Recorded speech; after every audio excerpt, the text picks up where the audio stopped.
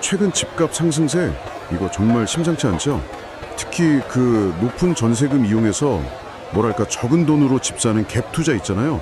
이게 다시 늘고 있다는 얘기가 좀 들렸는데, 네, 그래서 결국 정부가 강력한 대책을 내놨습니다.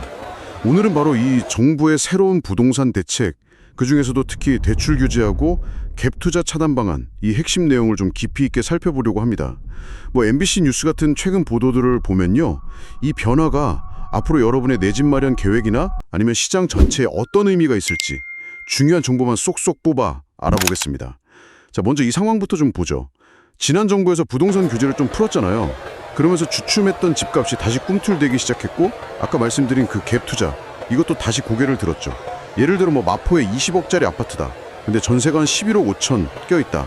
그러면 추가로 대출 4억 정도 받아서 실제 내 돈은 한 4억 5천? 뭐 이 정도만으로 집 사는 게 가능했었어요. 그러니까 실거주 목적이라기보다는 시세 차익, 이걸 노린 투자가 좀 쉬웠던 그런 환경이었죠. 네, 맞습니다. 근데 이제 이런 방식의 투자는 사실상 이제 어렵게 됩니다. 이번 대책에서 가장 주목해야 할 부분이 뭐냐면요. 수도권이나 규제 지역 안에서 대출을 받아서 집을 사면 6개월 안에 반드시 실제 거주 목적으로 전입해야 한다. 이런 의무 조항이 딱 생긴 겁니다. 6개월이요. 생각보다 짧네요. 네, 이게 생각보다 강력한 조건이 될 수 있어요. 만약에 이 6개월 전입 의무 이걸 안 지키면요. 빌린 대출금 있죠? 그거 바로 다 갚아야 하고요. 그리고 향후 3년 동안은 주택 관련 대출이 그냥 막혀버립니다. 와, 즉시 회수에 3년 제한이라. 뺏기고 또 대출 받아서 집 사는 투자, 이거 이제 불가능해진다고 봐야죠. 그렇군요. 갭 투자는 확실히 맞겠다는 의지가 보이네요. 근데 저기 투자 목적이 아니라 진짜 내 집 마련하려는 분들 있잖아요. 정책 대출, 뭐 디딤돌 대출 같은 거요. 근데 이런 상품들 조건도 같이 강화됐더라고요.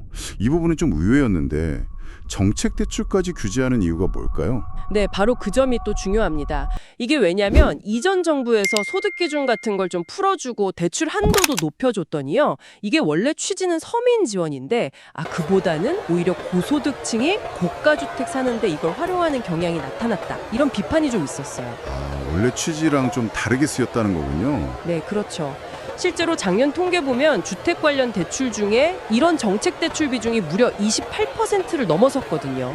그러다 보니까 이게 오히려 집값 상승 요인 중 하나다 이렇게 지목되기도 했고요. 그래서 서민 지원이라는 원래 목적에 맞게 다시 좀 조정을 한다 이런 거군요. 그럼 구체적으로 한도는 얼마나 바뀌는 건가요? 네, 조정폭이 이게 작지가 않습니다.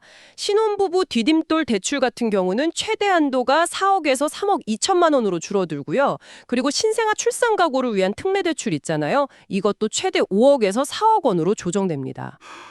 신생아 특례도 줄어드는군요. 네, 그리고 생애 최초 주택 구입자를 위한 디딤돌 대출 한도 역시 2억 7천에서 2억 4천만 원으로 낮아지게 됐습니다. 물론 정부는 실수요자들 어려움 없도록 세심하게 관리하겠다 이런 입장이긴 한데요. 당장 대출 알아보던 청년층 입장에서는 좀 아쉬움이 클 수밖에 없죠. 어떤 인터뷰 보니까 대출 한도가 줄면 결국 자기 자금이 더 필요해지니까 부담이 커진다 이런 목소리도 있더라고요. 네, 그렇겠네요. 자금 계백에 차질이 생길 수도 있겠어요. 네, 그래서 이걸 좀 큰 그림에서 보면요. 정부가 이 가계부채 증가세를 억제하겠다. 이런 강한 신호를 시장에 보내는 거다. 이렇게 해석할 수 있습니다. 그렇군요. 근데 정부는 여기서 더 나아가서 만약 이런 조치들로도 이 가계대출 증가세가 잘 안 꺾인다 그러면 규제 지역을 추가로 지정한다든지 그런 후속 조치도 고려하고 있다고 밝혔더라고요. 대통령실도 이번 대책 효과를 좀 지켜보겠다 이런 입장이고요. 확실히 이전과는 정책 방향에 큰 변화가 느껴지네요. 그럼 이 모든 변화, 이게 우리한테 시사하는 바는 뭘까요? 네, 핵심은 딱 두 가지로 요약할 수 있겠습니다.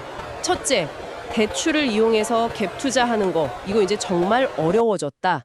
그리고 둘째, 내 집 마련을 위한 정책 대출의 문턱도 이전보다 높아졌다. 이거죠.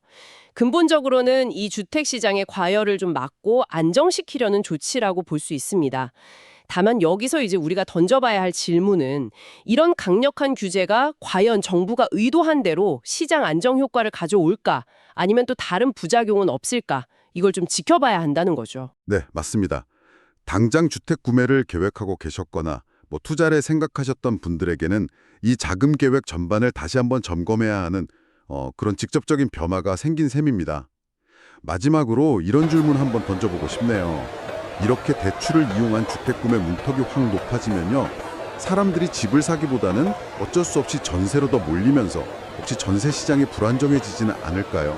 아니면 또 이 규제를 피해서 뭐 다른 형태의 투자가 나타나지는 않을지, 시장이 이 변화에 앞으로 또 어떻게 반응하고 적응해 나갈지 함께 좀 주의 깊게 살펴볼 필요가 있겠습니다.